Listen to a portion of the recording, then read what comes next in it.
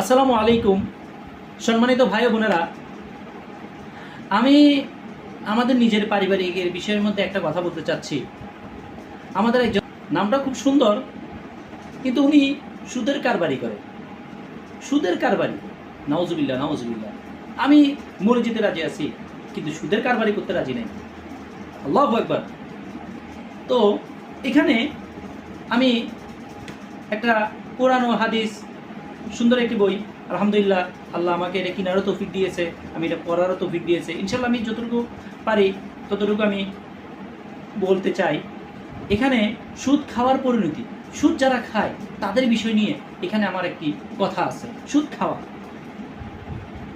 তারা ইহুদিরা যে সুদ গ্রহণ করত, অথচ তা থেকে তাদেরকে নিষেধ করা হয়েছিল, এবং নিষেধ করা হয়েছিল তারা যে অন্যায়